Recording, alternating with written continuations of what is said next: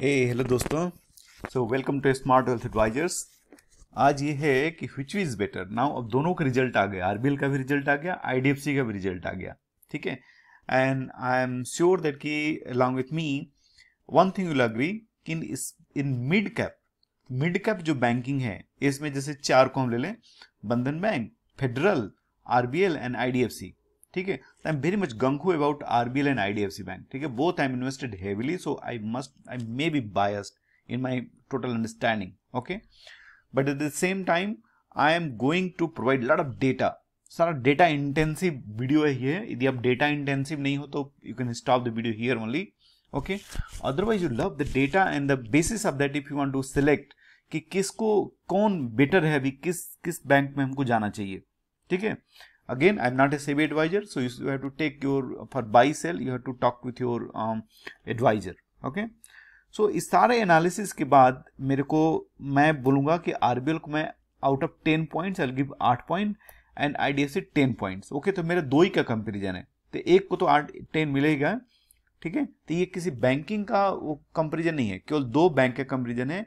तो मैं इसको 8 पॉइंट दूंगा और इसको 10/10 दूंगा यदि देना है मुझे तो। ठीक है, और क्यों ये देखते हैं।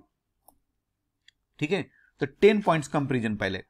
ये जो 10 पॉइंट कंपैरिजन है केवल फिनेंशियल रेशियोज पे डिपेंडेंट है। ठीक है, तो इधर आरबीएल का डेटा दिखाऊंगा, इधर मैं आपको आईडीएफसी का डेटा दिखाऊंगा। तो आरबीएल Q4 जो पैट है 75 करोड़। ठीक है, पैट से कभी भी किसी बैंक को आप चाहे किसी कंपनी को आप उसकी औकात मत मेजर करना कभी भी। ठीक है, बिकॉज की अंडरलाइन बहुत सारी चीजें थी, स्पेशली बैंक। तो पैट यहाँ पे 128 crore. It looks optically good कि आईडीएफसी ने बहुत अच्छा परफॉर्म किया एंड रियली बहुत अच्छा परफॉर्म किया। बहुत सारा ऐसा डेटा है, दूसरा मेरा वीडियो देखो आईडीएफसी बैंक का, तो उसमें रियली बहुत अच्छे परफॉर्म कर, इसमें कोई डाउट नहीं है। ठीक है, लेकिन ग्रैनुलर में जाओगे तब दिखेगा कि नहीं, आरबीएल ने ऐसे कुछ खराब परफॉर्मेंस नहीं दिया है। अब वाईओआई मैंने ईयर ऑन ईयर पैट देखोगे तो 508 करोड़ है, लेकिन इनका 452 करोड़ ही है। ठीक है, तो यहाँ पे बाजी मारता है आरबीएल बैंक। फिर जो अगर Q4 एनआई देखेंगे, नेट इंटरेस्ट इनकम क्या होता है कि आप जैसे क्या होते हैं, आप डिपॉजिट आप लोन देते हो तो उस पर आपको इंटरेस्ट आप कमाता है बैंक, और डिपॉजिट और सेविंग अकाउंट, कासा अकाउंट में जो इंटरेस्ट जाता है तो क्या होता है कि आप कितना आपने इंटरेस्ट कमाया और कितना आपने इंटरेस्ट एक्सपेंड किया, तो दोनों को डगर हटा देंगे, मतलब इंटरेस्ट कमाया माइनस इंटरेस्ट दिया तो आपका एनआई आता है। तो एनआई में देखेंगे तो एनआई काफी बड़ी है, मतलब आईडीएफसी बैंक की, और वो इसलिए कि इनका जो लेंडिंग बुक है दैट इज वेरी बिग। ठीक है, लेंडिंग बुक 1,17,000 करोड़, इनका कुछ 73,000 करोड़ है। ठीक है, तो इनका लोन बुक बड़ा है, और उनका लोन बुक में एक जो पोर्शन है, बहुत बड़ा पोर्शन है, अभी भी करीब 23,000 करोड़ का हमारे हिसाब से, वो है बिग जो कॉर्पोरेट बुक का है। ठीक है, तो इसके लिए इनके एनआई ज्यादा दिखती है। निम 4.2 5.09। ओके, तो अगेन दोनों में रिवर्सल हुए हैं। तो दोनों काफी कम्पिटिटिव आई बोलूंगा, क्योंकि यहाँ पे क्या हुआ कि काफी रिवर्सल हुआ, but still I can say that कि कैपिटल आईडीएफसी यहाँ पे बाजी मारा एंड हाईएस्ट नीम दिया even after reversal of the compounding interest और reversal of the interest which they gain for the कुछ लोन्स जो कि एनपीए चले गए। तो ठीक है, तो यहाँ पे आईडीएफसी बैंक बाजी मारता है। ठीक है, ऑपरेटिंग प्रॉफिट 877 करोड़, यहाँ पे 6। देखो ये सबसे इंपॉर्टेंट है, यहाँ पे आरबीएल बहुत ही अच्छा कर रहे हैं इनसे, आईडीएफसी बैंक से, क्योंकि ऑपरेटिंग प्रॉफिट जो होती है ना, ये बहुत इंपॉर्टेंट है। ठीक है, इसलिए मैं बोलता कि पैट पे मत जाओ, क्योंकि ऑपरेटिंग प्रॉफिट सबसे इंपॉर्टेंट है कि क्या कर रहे हो आप। तो ऑपरेटिंग प्रॉफिट अभी भी इनका बहुत कम है इसके अगेंस्ट में। ठीक है, तो मैं बोलूंगा कि आरबीएल अभी भी इंटरनली बहुत स्ट्रांग बैंक आई कैन से in terms of like profitability आएगी देखेंगे तो। कैपिटल एडिक्वेसी 17.5 16.32, डेफिनेटली लोगों ने अभी 3,000 करोड़ ले लिया, उसको इंक्लूड करके मैं दिखा रहा हूँ। ठीक है, तो कैपिटल एडिक्वेसी दोनों एकदम सही चल रहे हैं, और दोनों मतलब कि इंडस्ट्री के हिसाब से like pretty good, not bad. ये शो करता है कि इनके पास इनफ कैपिटल है to move forward for advances and all. GNPA और इसका देखेंगे तो जीएनपी लगभग बराबर, एनएनपीए थोड़ा सा इनका बेटर है, लेकिन eight the same time next आपको डेटा दिखाऊंगा तब आपको समझ में आएगा कभी इस पे आरबीएल बैंक ज्यादा बेटर है से, क्योंकि पीसीआर इनकी 72.5 रखी है। यहाँ पे पीसीआर देखो आप, पीसीआर जो है 72.5 है और इनकी जो पीसीआर है सॉरी, ठीक है, तो पीसीआर इनकी 65% है। मतलब कि अभी भी इनके ऐसे कुछ लोन हैं जो कि इस पे लोग बैठे हैं एंड दैट में मतलब ये अच्छा नहीं, पीसीआर जितना ज़्यादा उतना अच्छा। तो यहाँ पे अगेन आरबीएल बाजी मारता है पीसीआर में और जीएनपीए लगभग लगभग बराबर है। तो पीसीआर के नाम पे आई विल से कि RBL is like RBL gets my positive points. Then CASA ratio तो मतलब कि ट्रेमेंडस, मतलब नो एवर मतलब इट्स अ हिस्ट्री कि इंडिया में कोई भी बैंक आईडीएफसी बैंक से फास्टर कासा रेशियो नहीं कलेक्ट किया है।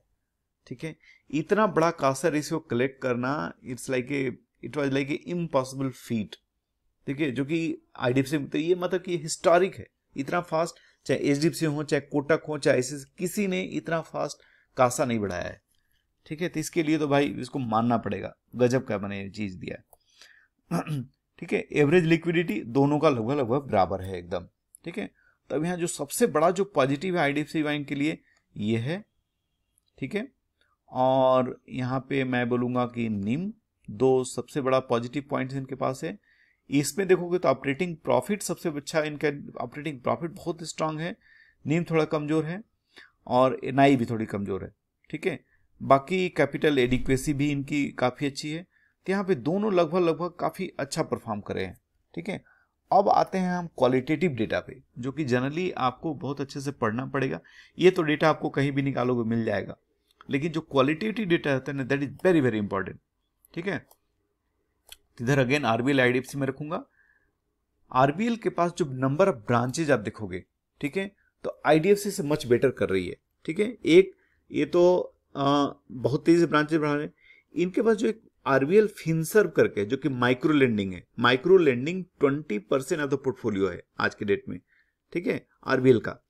तो इनके पास माइक्रो बैंकिंग के जो वो है ना, जो बैंकिंग ब्रांच आउटलेट्स हैं वो काफ़ी हैं। तो उसके हिसाब से देखेंगे यदि तो आरबीएल का प्रेजेंस जो है आईडीएफसी के प्रेजेंस से हम बोलेंगे कि ज़्यादा है। ठीक है, और कवरेज भी मतलब कि एरिया कवरेज भी ज़्यादा है आरबीएल का। फिर टेक्नोलॉजी आती है। टेक्नोलॉजी ये कह सकते हैं कि टीसीएस बैंक्स के सॉफ्टवेयर पे चलता है आईडीएफसी बैंक, और ये फिनेकल पे चलता है। और यदि आप देखोगे ना तो आरबीएल का बहुत स्ट्रांग टेक्नोलॉजी है, there very very strong. Okay, eventually even बड़े बैंक्स लाइक इंडस वगैरह से भी, इंडस, कोटक, इन लोगों से बेटर टेक्नोलॉजी है आरबीएल के पास। तो technology wise they are like leading heavily. ऐसे देखो इनके पास 20 फिनटेक्स हैं, 20 फिनटेक्स इनके पार्टनर है। ठीक है, और खतरनाक मतलब जैसे एक एम स्वाइप का आपने नाम सुना होगा। एम स्वाइप इंडिया में सबसे ज्यादा पॉस टर्मिनल्स होल्ड करता है, उसके चलते आरबीएल के पास आज के डेट में 12.5 लाख पॉस एक्सेसिबल है। ठीक है, तो बहुत बड़ी बात है। तो अभी उन्होंने एक्सेंचर को भी हायर किया है टू एकदम आईटी लैंडस्केप को स्मूथ बनाने का। तो आई विल से कि they have invested lot of money in technology and they are investing in technology, क्योंकि ये सबसे बड़ा बिगेस्ट पॉइंट है इस स्लाइड में देखोगे। क्योंकि आरबीएल जो है ना क्योंकि आगे बैंक इज टेक्नोलॉजी, बैंक मतलब कि टेक्नोलॉजी।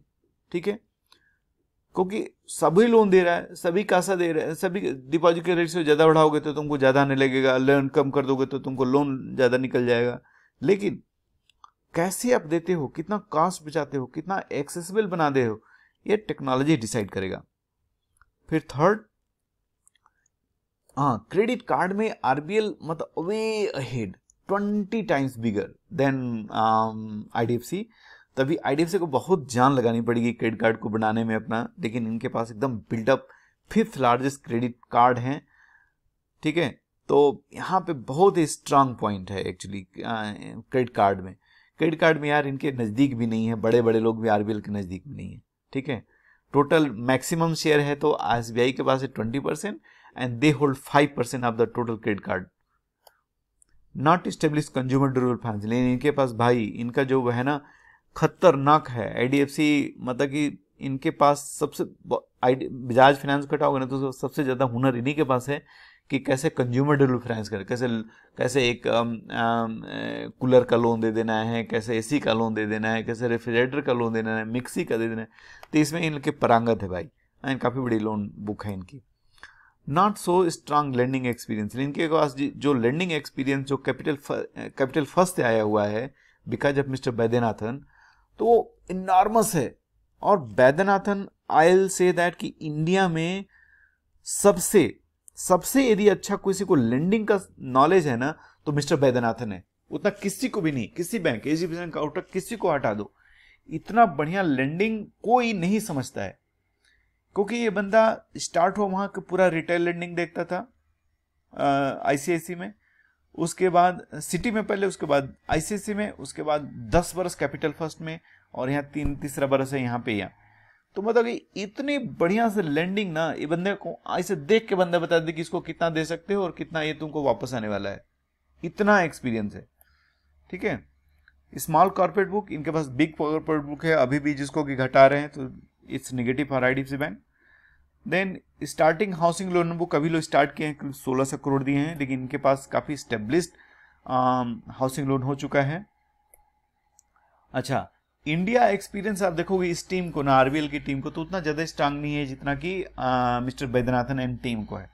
ठीक है, हाँ, इनके पास जो team is very strong in all verticals. जैसे कि अभी आईडीएफसी बैंक के पास ट्रेड फिनेंस के इतना कुछ नॉलेज नहीं है, but they are very strong in to trade finance. हाँ, क्रेडिट कार्ड मैंने बताया ही, तो टीम इनके पास बहुत स्ट्रांग है, जो कि अंडरस्टैंड। एक राजीव करके हैं, राजीव आहूजा, उनके पास एक्सट्रीमली स्ट्रांग नॉलेज है in terms of like banking को टेक्नोलॉजी में कैसे चेंज करना, लेकिन इस टीम का ऐसा भी इतना नहीं है। तो इनकी टीम जो है ना रन कर रही है लैंडिंग एक्सपीरियंस है मोस्टली। अच्छा, अगेन बोल ही दिया, super duper experience you in India, कोई दुराई नहीं है, कोई कंपेरिजन नहीं है आई कैन से। ठीक है, बट यहाँ भी आप अगर विश्व आहूजा देखोगे तो यहाँ पे निगेटिविटी इनके लिए फैल रही है कि विश्व भी ओनली फॉर नेक्स्ट 3 years ही इज देयर, लेकिन इनके पास अभी बहुत लाइन है, मैंने वैसे 12 बरस अभी करीब इनके पास है, तो ये एक थोड़ा सा निगेटिव है यदि टीम के हिसाब से देखेंगे तो। अच्छा, very strong FIIs and DIs holding, bearing 10% hold करती है, और यहाँ पे वारबर्ग 10% होल्ड करता है। दोनों बहुत बड़ी एंटिटीज हैं। ये शो करता है कि दोनों बैंक बहुत ही स्ट्रांग हाथ में हैं। ठीक है, दोनों इतना इजीली आपको ये जो बड़ी जो एफआईज का फायदा क्या होता है, एफआईज डीआईज का, यदि एफआई डीआईज आपके बैंक में बहुत हैं तो they will be also controlling कि क्या तुम ऐसा तो नहीं उल्टा पुल्टा कर रहे हो, आप कहाँ पे चल रहे हो, तो ये बहुत इंपॉर्टेंट हो जाता है। तो यहाँ पे मैं देखूंगा तो यहाँ पे इनको एज है रदर देन ये। ठीक है, यहाँ पे इनको एज है, हाउसिंग लोन में इनके पास एज है, लेंडिंग में इनके पास एज है, हाँ, क्रेडिट कार्ड टेक्नोलॉजी में इनके पास एज है, फिर क्रेडिट कार्ड में इनका कोई जोड़ तोड़ नहीं है। ठीक है, branch wise they have a very good presence then that one. Technology तो ये 3 है। ठीक है, तो होप आपको अच्छा लगा होगा, and I am looking that कि you should also learn the कि जो डेटा है ना, डेटा पॉइंट को अंडरस्टैंड करना, स्पेशली जो qualitative data, it's very important. Okay, so thank you guys. If you're not subscribed, keep subscribing and keep commenting if you want to know something which I have missed. Okay, so thank you very much.